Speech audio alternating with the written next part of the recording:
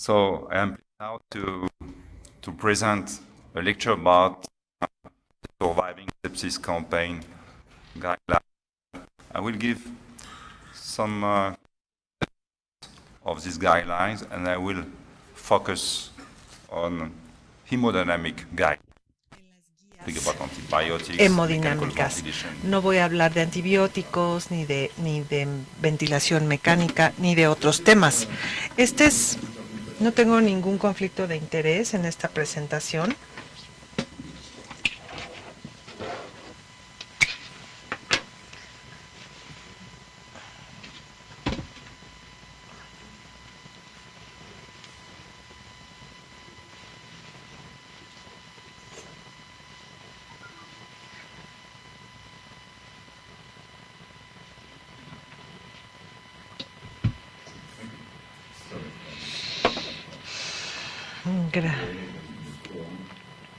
Gracias por ayudarme con este problema técnico. Creo que hoy no está lloviendo.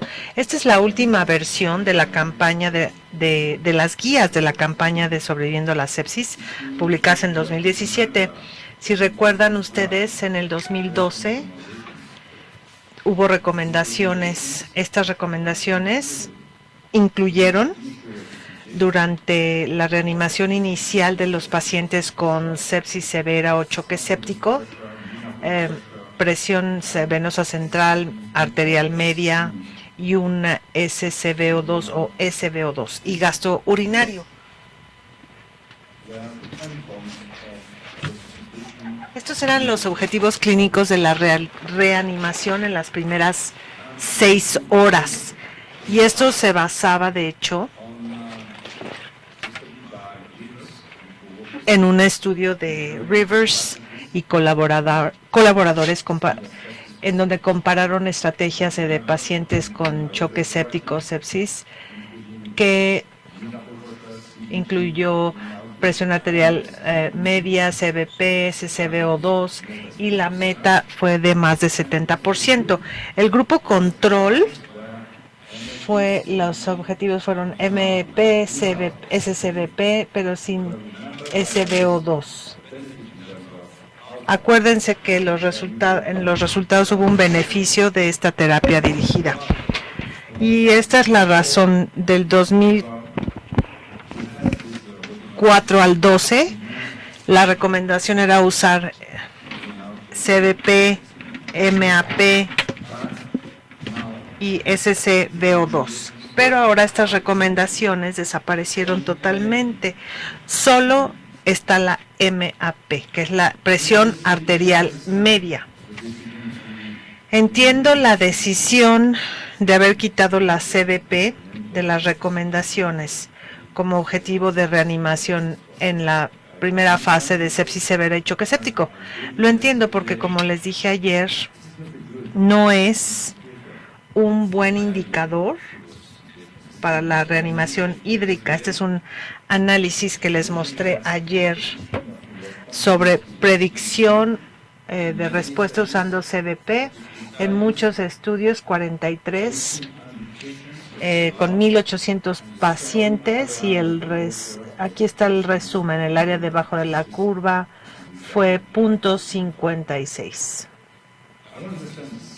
Esto lo entiendo, pero entiendo menos por qué una SCVO2 o SVO2 fueron eliminados de las guías.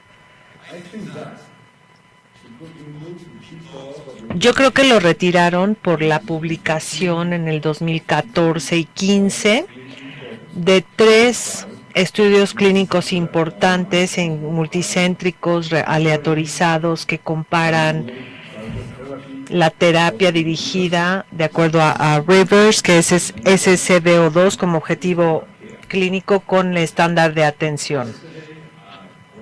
Ayer les dije que no había diferencia en cuanto a resultados y que tal vez esta era la razón por la que se había quitado el SCVO2. Pero ayer le dije hay que ser muy precavidos porque los pacientes del estudio estaban mucho menos enfermos que los del estudio Rivers. Y en la SCBO2 promedio ya estaba arriba del 70%, que era la meta en el momento de inclusión, tal vez porque habían recibido muchos líquidos antes de la inclusión. Entonces, por diseño, les repito, por diseño, esto es muy importante, este estudio no mostró ningún beneficio de dirigirnos o de manejar la SCBO2 por diseño. No puedo decirles cuál es la utilidad del manejo de esta cuando la SCBO2 está abajo, más abajo del 70%. Y esto pasa a veces en pacientes que tienen choque séptico. Este es un estudio que se hizo en Francia, que incluye 365 pacientes con choque séptico y la prevalencia de la SCBO2 inicial de menos de 70%, que no fue despreciable, fue 27%. Entonces no podemos ignorar a estos pacientes con una SCBO2 baja. Y tal vez en estos pacientes el manejo debe ser de acuerdo a la SCBO2 y tomar la SCBO2 como objetivo clínico. En este estudio también mostraron que la SCBO2 inicial fue un predictor independiente de la mortalidad, asociado independientemente con la mortalidad del valor inicial. Entonces, ¿por qué abandonar la SCBO2? Además, mostraron que si combinan el lactato y la SCBO2, pueden definir con más precisión el pronóstico, el resultado de los pacientes. Y el lactato puede ser alto, una SCBO2 baja es la peor situación y esto no lo podemos ignorar. En casos de hiperlactatemia se observó menos sobrevida cuando la SCBO2 inicial era menos del 70%. Entonces, ¿por qué abandonar la SCBO2? Además, también muestran que después de 6 horas de reanimación, la SCBO2 se asoció independientemente con la mortalidad. Entonces, ¿por qué ignorarla? Porque este marcador es lógico para la reanimación de pacientes sépticos y otra vez, después de 6 horas, la combinación de lactato alto y SCBO2 bajo tienen el peor pronóstico. Entonces, ¿por qué ignorar la SCBO2? Ya entienden entonces que yo creo firmemente que cuando la SCBO2 está baja, tratar de subirla es razonable. No solo los llevo hacia esto. En Europa, este es un artículo que les mostré ayer. Es un artículo de un panel experto de la sección cardiovascular de la Sociedad de Medicina Intensiva, publicado en el 2016 después de la publicación de los estudios aleatorizados controlados, que no mostraron beneficio con la terapia dirigida. Sin embargo, seguimos pensando que tenemos que ponerle atención a la SCBO2 y que un valor bajo de SCBO2 tiene sentido en estos casos de oxigenación. Ahora, ¿qué podemos decir de las recomendaciones de la campaña Sobreviviendo a la Sepsis? ¿Qué podemos decir de la reanimación hídrica inicial? De hecho, se recomienda en la fase inicial infundir al menos 30 mililitros por kilo de cristaloides usando las primeras 3 horas. 30 en las primeras 3 horas. Es una recomendación fuerte, pero con una calidad baja de evidencia. Yo creo, como yo soy intensivista, yo creo que hay riesgo de subreanimación en algunos pacientes si seguimos este volumen fijo de líquidos. Por ejemplo, los pacientes que tienen sepsis abdominal, pacientes que tienen pérdidas, hipovolemia, es más profundo que en otras categorías de pacientes sépticos. Pero también hay riesgo de sobrereanimar a unos pacientes, por ejemplo, los que tienen neumonía y morbilidades. Tal vez es peligroso infundir este volumen de líquidos las primeras 3 horas. Yo diría que uno no es para todos. Es importante individualizar la reanimación inicial. Después recomendamos que después de la recomendación con líquidos hay que hacer una reevaluación frecuente del estado hemodinámico. Me gusta esto. Ese es nuestro trabajo como intensivistas, reevaluar. Es importante y esto se puede hacer con lo que ustedes quieran en esta recomendación. Pero mi opinión es que no es razonable esperar 3 horas antes de reevaluar los efectos de la terapia hídrica inicial. Ya sería demasiado tarde. Les voy a proponer algo, no quiero ser negativo, que les propongo algo sencillo. Un paciente que presenta choque séptico, les recomiendo infundir no 30 mililitros por kilo a las 3 horas, 10 mililitros por kilo en la primera hora. 10 mililitros no es, digamos, es un valor inicial. Claro que podemos usar más, podemos aumentar la tasa de infusión en caso de sepsis abdominal, en caso de pérdidas libres, en caso de moteado, tiempo de llenado capilar, etcétera. Y podríamos aumentar la tasa de infusión en caso de que se exacerbe la taquipnea o que caiga la saturación de oxígeno durante la infusión. Así que es importante individualizar la terapia inicial con hídrica. Después de 45, 60 minutos, después de este bolo, y si persiste el choque, a pesar de la reanimación, es importante probar la respuesta pleural, no después de 3 horas, sino después de el primer bolo. 30, 45 minutos, 60, dependiendo del paciente. Pero no hay que esperarse 3 horas. Porque esto lo sabemos. Ayer les enseñé esta diapositiva. No todos los pacientes responden después de la reanimación inicial. En la revisión de la literatura les mostré que el 48% de los pacientes no respondió a la administración de líquidos en cuanto a aumento de gasto cardíaco, o sea, no es útil y puede ser peligroso para estos pacientes. Es importante para predecir la respuesta. Además, sabemos que la sobrecarga hídrica le causa daños a los pacientes. Este es un estudio que muestra el equilibrio o más bien la acumulación de líquidos. Así que es importante probar la respuesta para evitar que los pacientes estén o que no respondan. Es interesante, les digo ahora, no antes, que la campaña de Sobreviviendo a la Sepsis sugiere también probar la respuesta usando variables dinámicas y no variables establecidas.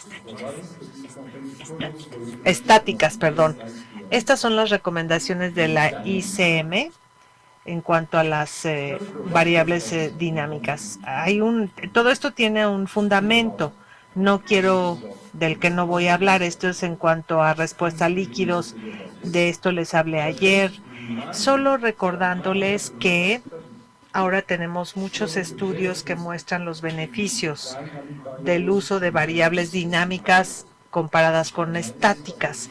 Este es un análisis de la literatura. Todos los estudios fueron aleatorizados que compararon variables estáticas y dinámicas para reanimación hídrica, y hubo un efecto neto en la mortalidad y la morbilidad a favor del uso de variables dinámicas. Entonces ahora tenemos mucha evidencia de que es mejor usar estos valores. Pueden usar lo que quieran, no quiero entrar a esto. Esto ya se los mencioné ayer. El reto del volumen circulante o volumen por latido, etcétera. Después tenemos dos posibilidades. Si el paciente responde o no responde a los líquidos. En caso de que haya respuesta y si no hay SIRA asociado, pueden considerar seguir la administración hídrica. En caso de que haya SIRA asociado, en este caso SIRA severo, es importante evaluar la relación riesgo-beneficio para seguir la alimentación.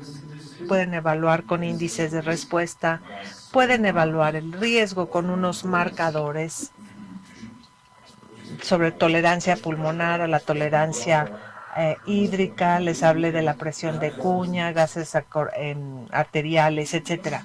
Si consideran estos, si el beneficio es superior al riesgo, pueden considerar entonces este equilibrio hídrico. Si consideran que el riesgo es mayor que el beneficio, pueden pensar en otra terapia como vasopresores o inotrópicos. Claro que en respuesta de que no haya respuesta a los líquidos, consideren una terapia es decir, no consideren una terapia que sea peligrosa. ¿Y qué podemos decir de los vasopresores respecto a la campaña de sobreviviendo a la sepsis?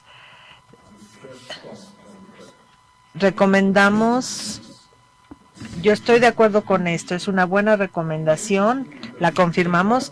Hace poco publicamos un artículo, digo publicamos porque es la sección cardiovascular de la Sociedad de Medicina Interna. Se publicó un artículo sobre el uso actual de vasopresores. Hubo recomendaciones de expertos, 34 expertos de la EICSICM. Globalmente, cuando le preguntamos a los expertos si se debe usar norepinefrina como vasopresor, como primera opción, hubo un consenso perfecto.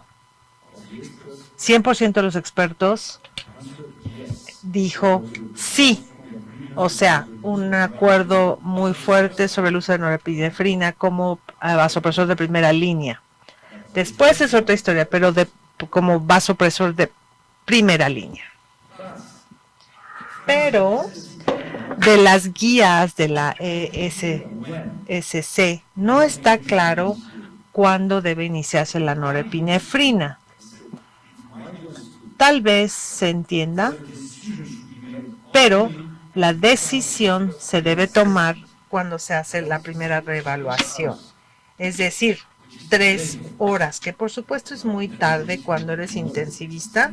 Saben que esto es demasiado tarde, porque el choque séptico en general, el tono vasomotor está deprimido, entonces es peligroso esperar 3 horas antes de administrar un vasopresor.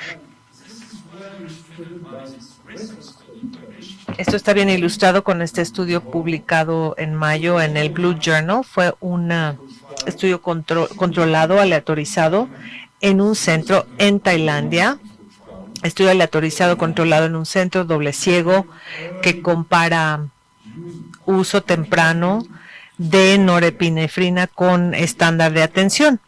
Y este artículo muestra claramente que la norepinefrina temprana resultó en una mayor tasa de control del choque, que era objetivo primario. La mortalidad no era el objetivo primario. El objetivo primario era la tasa de control del choque. MAP arriba de 65 más un buen gasto urinario o una disminución del lactato de más del 10%. Esta es la definición de tasa de control del choque. Como verán, la norepinefrina se administró temprano y la tasa de control del choque fue más alta y el tratamiento de estándar fue 76 versus 48%.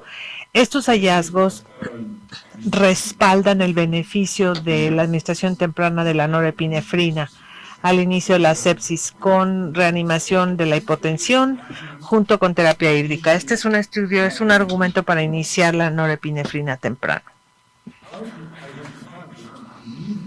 ¿Cómo identificar a los pacientes que necesitan norepinefrina urgentemente?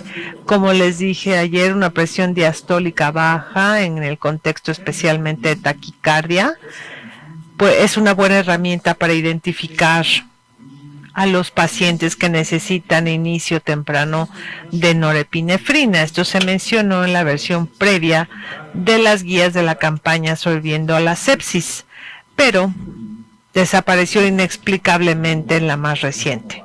No sé por qué, tal vez tengo que preguntarle a Phil Dillinger por qué suprimieron esto, porque es fácil identificar a los pacientes que necesitan norepinefrina.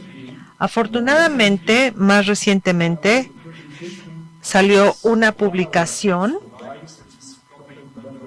de este conjunto de atención de la campaña Surviving Sepsis, que dice aplicar vasopresores si el paciente está hipotenso durante o después de la reanimación hídrica para mantener una MAP de arriba de 65 en la primera hora. Las cosas están cambiando. Sin embargo, ¿cuál es el detonador que hay que usar para decidir iniciar la norepinefrina? Y la última recomendación que quiero mencionarles es las sugerencias de normalización del lactato en pacientes con lactato alto. Es una recomendación débil con una calidad de evidencia baja, pero sigue en el documento. Sabemos, de hecho, que las causas de hiperlactatemia pueden predominar. Y el normalizar el lactato puede dar lugar a una reanimación excesiva y puede ocasionar sobrecarga de vasopresores, aumentando la mortalidad. Entonces, el objetivo de normalizar el lactato puede ser peligroso y puede dar lugar a la sobrereanimación, porque el lactato puede ser por la hipoxia o hipoperfusión y por otras causas. Este es un artículo interesante de Glenn y colaboradores que comparan el cambio del lactato y del tiempo de llenado capilar, las primeras horas de reanimación de pacientes con choque séptico. Como verán, los sobrevivientes, esta cifra representa solo a los sobrevivientes. Aún en estos, la normalización del lactato necesita más tiempo que la normalización de tiempo de llenado capilar. Entonces, tal vez si quieren normalizar el lactato, necesitan más líquidos, más vasopresores, y esto puede ser dañino. Es por ello que Glenn Hernández y otros en Latinoamérica hicieron este estudio que se llama Estudio Andrómeda Shock, comparando dos estrategias en pacientes con choque séptico. Una estrategia era guiar la reanimación en función del lactato y normalizar el lactato como se recomienda o como lo sugiere las guías de Sobreviviendo a la Sepsis. Y la otra estrategia es utilizar tiempo de llenado capilar, muy sencillo. Es un índice sencillo, es un índice de perfusión cutánea. Cuando el tiempo de llenado capilar aumenta o aumentaba, se hizo reanimación. Un estudio aleatorizado con muchos pacientes. Los pacientes con distribución igual, con una MAP normalizada porque reciben norepinefrina y líquidos, y con un lactato alto en el momento de inclusión, 4.6 versus 4.5, y también con un aumento de tiempo de llenado capilar en los dos grupos. Ya recibieron, antes del momento de inclusión, ya recibieron 25 o 30 mililitros por kilo de líquidos antes de la inclusión.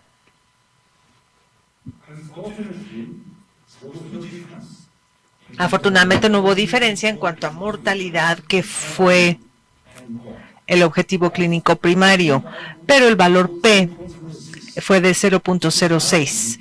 No es significativo, entonces no podemos decir que es superior utilizar la estrategia de reanimar de acuerdo a la normalización del tiempo de llenado capilar. No podemos decir esto porque no es significativo, pero la tendencia es a favor de esta estrategia. Algo interesante, el puntaje SOFA fue mejor con la estrategia de tiempo de llenado capilar. Algo interesante también, los pacientes en el grupo de tiempo de llenado capilar,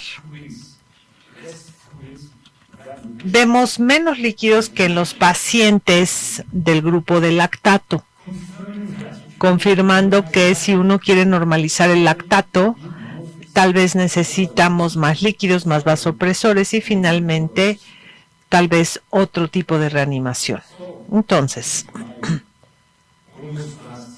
casi mi última diapositiva, yo diría que en estas recomendaciones actuales hay cosas buenas comparadas con el pasado. Sin embargo, yo creo que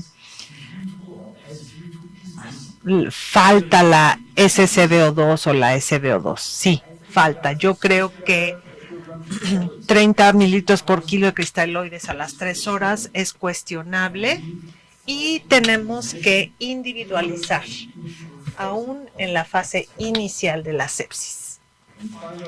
Y finalmente, el momento del inicio de la norepinefrina tiene que definirse mejor. Y yo propongo que consideremos la presión diastólica para decidir cuándo administrar la norepinefrina. Entonces, las guías de la SSC tienen que revisarse y yo sé que hay una nueva versión que se va a publicar tal vez en 2 años. Muchas gracias por su atención.